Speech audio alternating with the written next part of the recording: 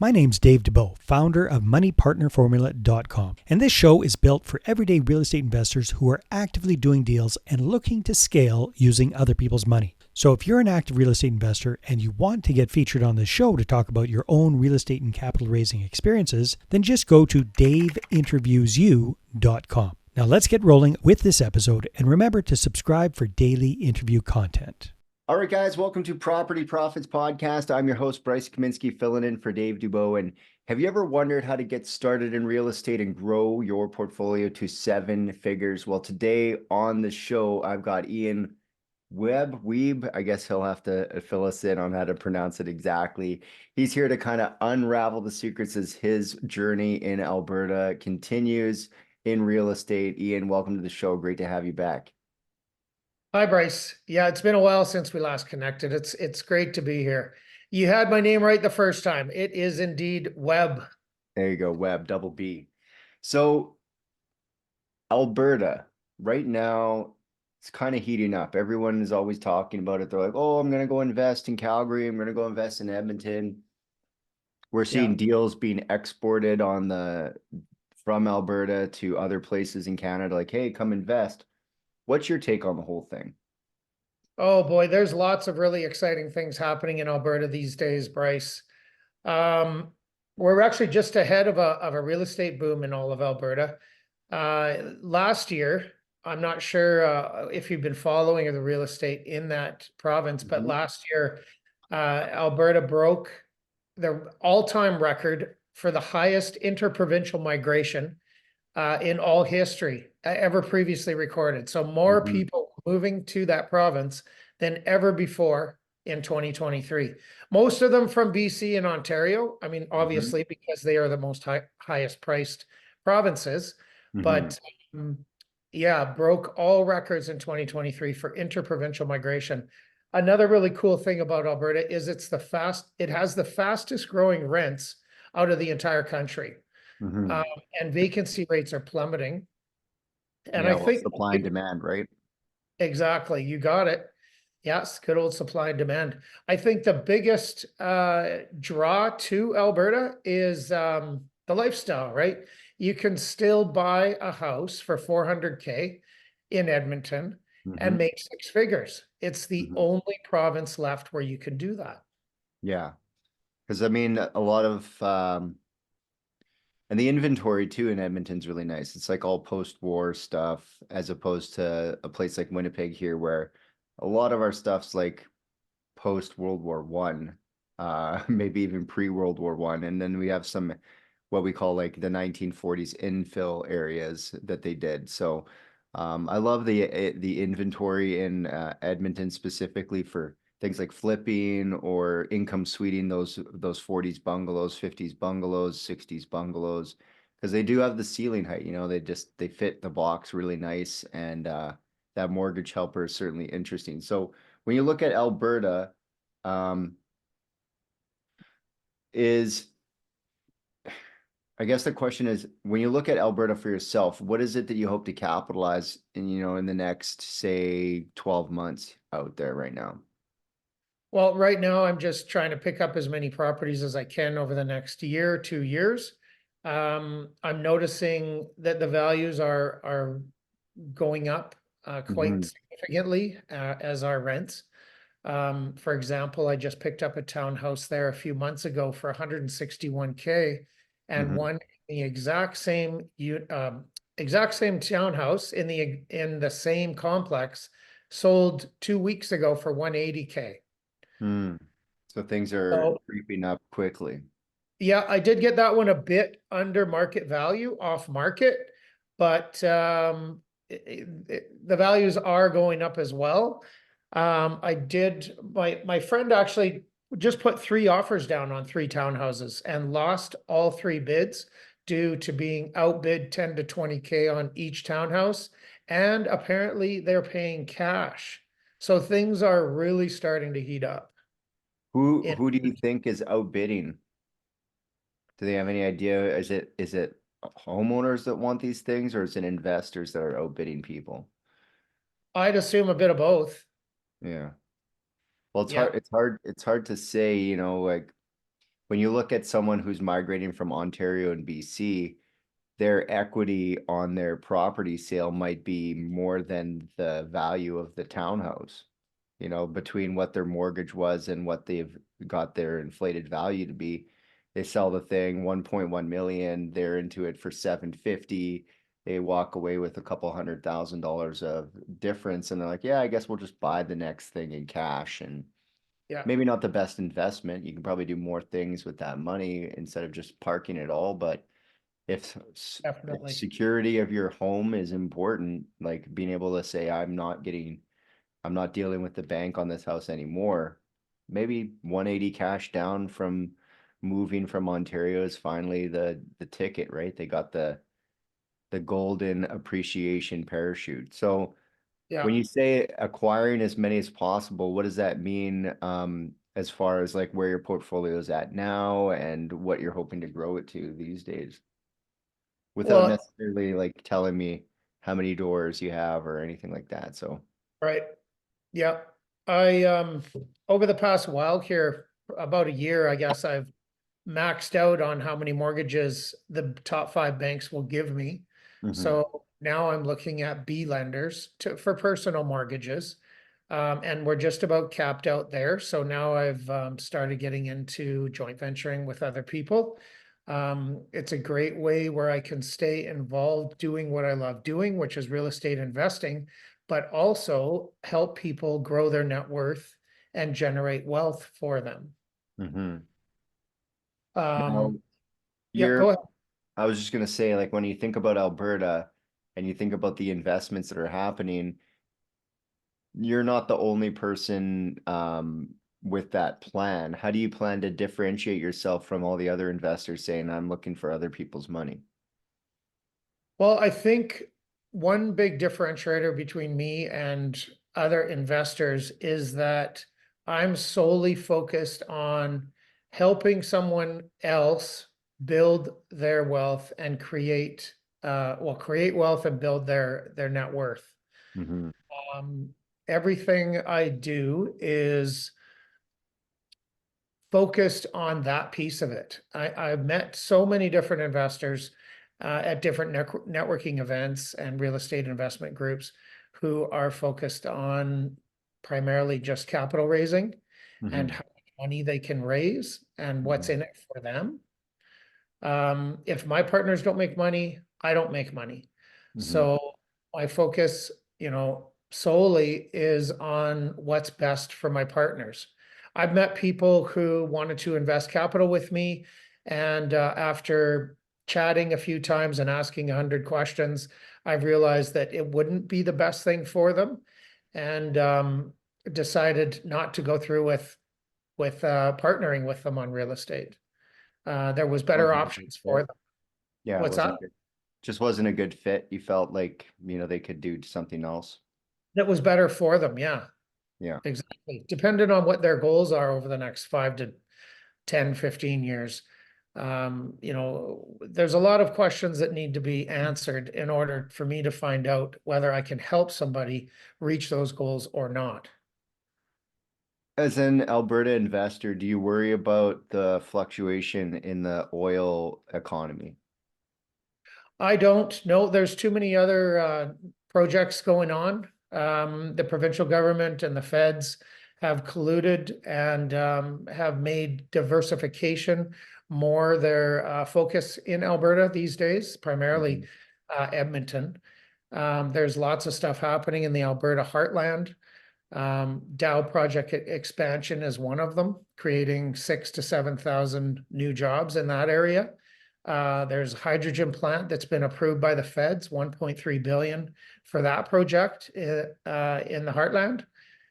There's a lot of investment. There's a lot of um,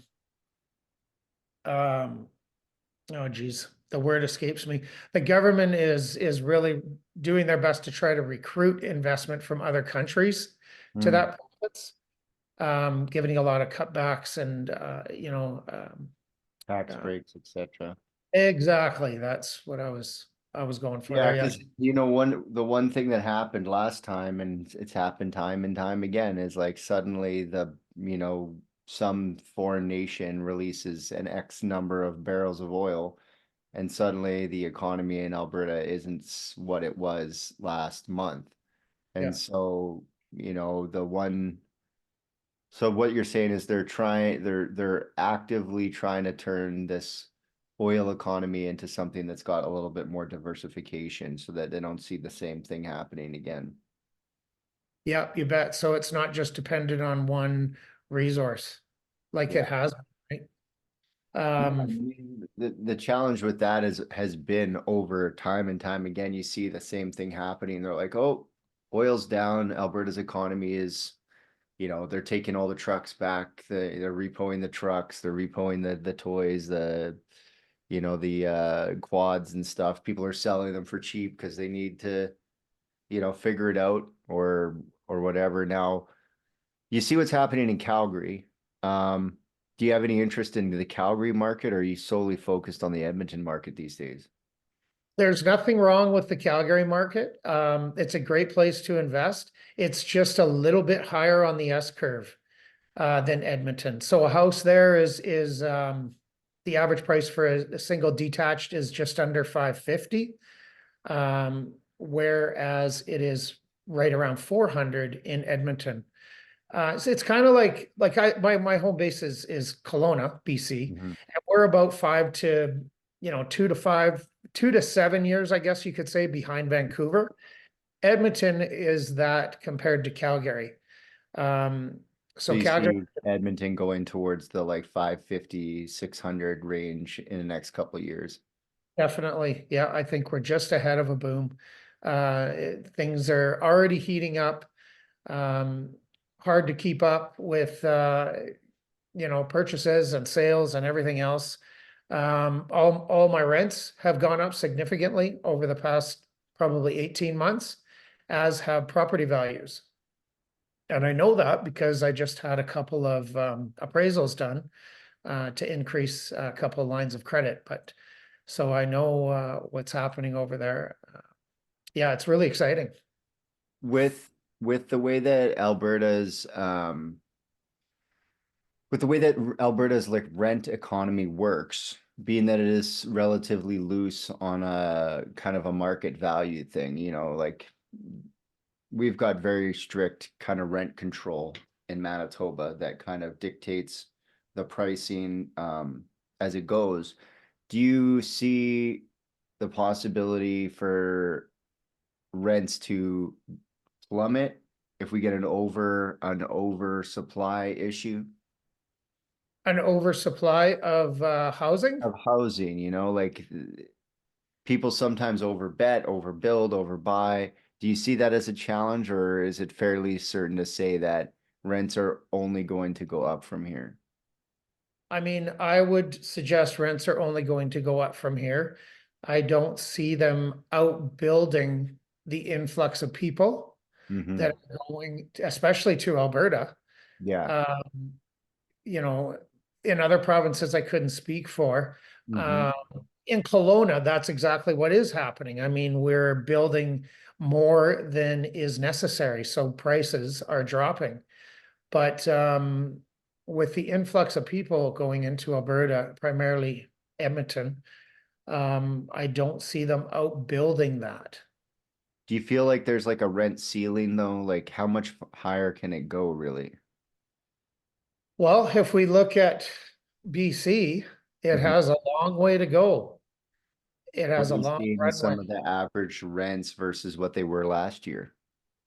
for a townhouse. Hmm. Yeah, so um last year 1325. This year they've gone up 100, over about 18 months, 125, $150. So like 6%, 7% Yeah, against the rents. I've been increasing those townhouse rents 35 to $45 every year. Nice. Yeah, So houses are even more yeah. increasing even more. I had one house, it went vacant a month ago. We were getting 2175 and it's currently advertised for 2675. Hmm. It's not rented yet, but we've had a lot of showings. There's a lot of other houses in the same neighborhood going for that amount, so I don't imagine it'll be too far off the mark. Yeah, things really seem to be moving quick. Well, and there's not much that you can do either. Either you get yourself together and you get it yourself into your own house, or you're subjectively at the whim of the market. You probably have to, if you can't handle the rent, then you might have to move to like Saskatchewan or something, because our rents aren't any better. A single family house with, say, 4 beds, 2 baths, built in the 50s, 2,600 dollars, that sort of thing here in Winnipeg. So we've had enormous rent growth in Manitoba, like this $200 in 12 months. Where we had a unit that was 14 and now it's at 1575. And they've even raised the rent control ceiling $200 from 14 to 16, because we've had such a increase in the demand on rentals. People just are, I guess, they're just not interested in the interest rate, and they're just going to keep renting, or a lot of immigration too, and that's really putting pressure on. I wonder how much of that rent pressure is coming from subsidies. You look at it, you say, let's say you're a new Canadian. You come into the country and you go to look at a rental, and they're like, oh, it's $1,600. And you're like, cool. And you go to whatever assistance program, and they're like, cool, $1,600. And the landlords are like, oh, rented $1,600. But that's not a real economy against what the average person is been paying. The rental, since the last 5-6 years, from 1,200 to 1,800 to 2,000 on the same unit. So it's at some point you have to look at it and say, are people spending more than 40 or 60% of their money onto housing? Mhm. So townhouses is the thing that is most exciting to you because of the purchase price and the rent ratio. Like you're getting a 7 or 8 cap, it looks like on the numbers. Correct. 1,300 over 15 or 17, it's 170. Yep, that is definitely one reason. The other reason I prefer townhouses is because of the appreciation. Mm. Townhouses appreciated the most out of any real estate residential asset class last year. They outperformed everything else. I am invested in single family detached as well. Mhm. But I think townhouses are a terrific entry point, especially at the 160 to 200K mark. People who can't afford the $400,000 mark for a house are going to be turning to those townhouses.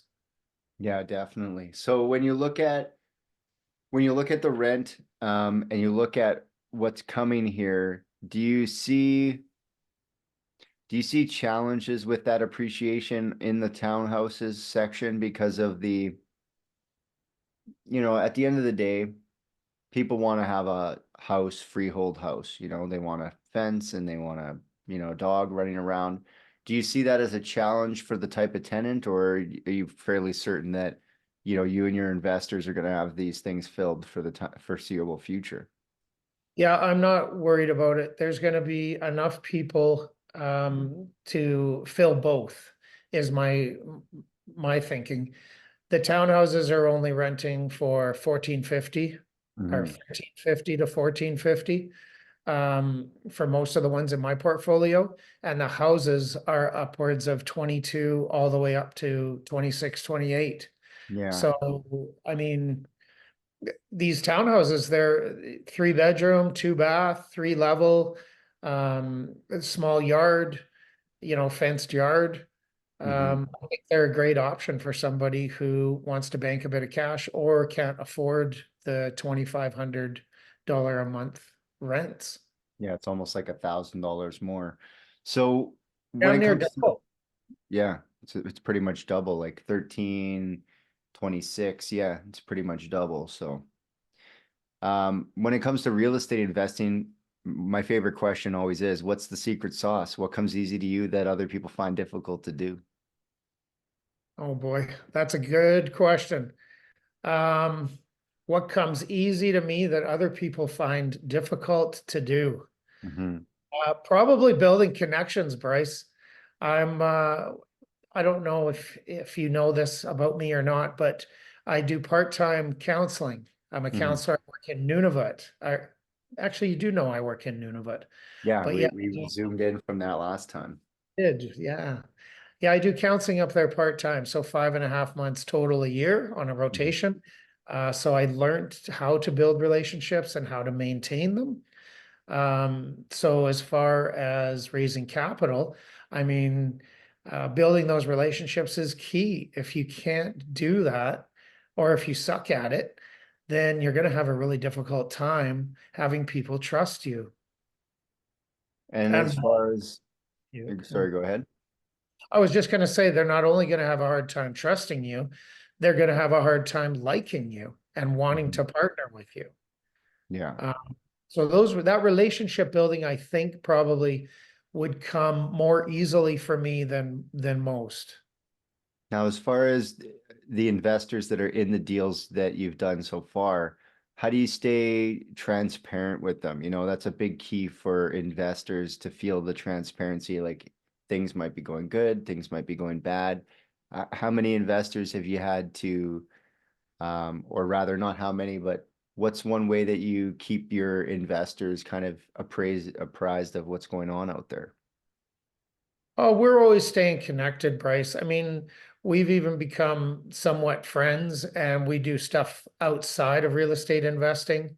Mm, Maybe we'll hit the lake for a day or the driving range, stuff like that. But mhm, I'm always sending them little blurbs about how the market is doing in Edmonton. All that stuff that I mentioned about Edmonton, about the interprovincial migration and the rent increases and the property values. All those things get sent over to my current investors. So mhm. they're always surprised as to what's happening over there. We're always in close contact. Um, yeah, everything is laid out right from the beginning in a joint venture agreement. It's gone over with my lawyer, their lawyers, so everything's out on the table. It's an open book on this end. Awesome, awesome. So when you look at the future here, are you planning to, start looking at multifamily, or is it all single attached properties from the foreseeable future? It's all residential houses and townhouses. For Yeah, the it doesn't have to be future. single attached. It can be single detached as well. Nice. I've got some great houses in Sherwood Park that are just rocking it. So it just would depend primarily on how much the investor wanted to invest and what property made the most sense for them to invest Mhm. in. But yeah, houses and townhouses were good to go. And another one of my favorite questions, it's the deal or the money. Do you prefer to find the deal and then go get the money? Or do you prefer to have your capital kind of lined up waiting and say, hey, here's the deal, go look for some deals? For me, it's always the capital lined up waiting. Yeah. Yeah. There's lots of deals out there. They come across my desk often. Um, so that's never been an issue up to date. So I'm always, yeah, if I meet somebody and they have some cash they want to invest and we talk and it makes good sense, it's a good fit for them, it's a good fit for me, then my next statement is, great, sounds awesome. I'll contact you when the next one comes up that I think is going to Mhm. be a good fit and we'll go from there. So when it comes to um, the whole raising capital side of things, what sort of, you said you're great at making those connections and building those relationships. What are some ways that you're getting in front of more people so that you have more opportunities to build those relationships? The biggest way, Bryce, is networking events. So I'm a member of the Chamber of Commerce here in Kelowna. There's a bunch of different organizations and groups here. Another one is called Downtown After Five, which is a huge networking event. There's 5 or 6 of them that I'm a member of. So I try to hit as many of those networking events as I can when I'm in town. Um, that's probably the biggest um, the biggest way that I meet the most people. The second would be volunteering. So I volunteer like at the Rotary Center for the Arts here in Kelowna. It's a great way to meet people that, as well. Mhm. But networking, getting out there, talking to people, that's the only way. Yeah, it really is. So, I guess the real question is, how do people connect with you if they want to find out more, they want to invest in some of these deals that you're doing and become part of the future? What should they do? How do they find you? Phone number is always best, but I also have an email and a website. Yeah, I'd be happy to meet with anybody to answer any questions they might have. Hopefully I can help answer them. If you're in Kelowna, great. Let's get out on a patio. It's beautiful weather and it's perfect patio weather. If you're not, then let's hop on a Zoom or a phone call. No problem at all. That sounds great. Awesome. Yeah, You feel free to give them either a phone number or an email just for people in the car who are driving along that maybe can't click on the screen or whatever that we're on here.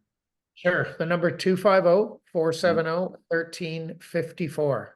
Awesome. Awesome. There you go. So, yeah, Ian, I really appreciate you stopping by again. And I think this one went a little bit smoother, and you got a great background and the haircut goes with the background. So it's perfect. I appreciate it, Ian. Right on. Thanks very much, Bryce. No problem. Always, Sorry, go ahead. I said always a pleasure. Always a pleasure. All right. Until next time, guys, we'll catch you on the next episode. Hey there, I really hope you enjoyed that episode. And as always, if you want to listen to more daily interview content, make sure you subscribe. And if you're an active real estate investor and you're doing deals and you'd like to get featured on this show, then just head over to daveinterviewyou.com. Now at moneypartnerformula.com, we help real estate investors to create a process for predictably getting capital so they can do more deals without relying on hard money lenders or the banks. We do this by building them a private capital marketing system. Now, if you want help turning yourself into a big money capital attraction machine, then book a call with our team to see how we can help. Just visit moneypartnerformula.com to find out more. All right, take care, and we'll see you on the next interview.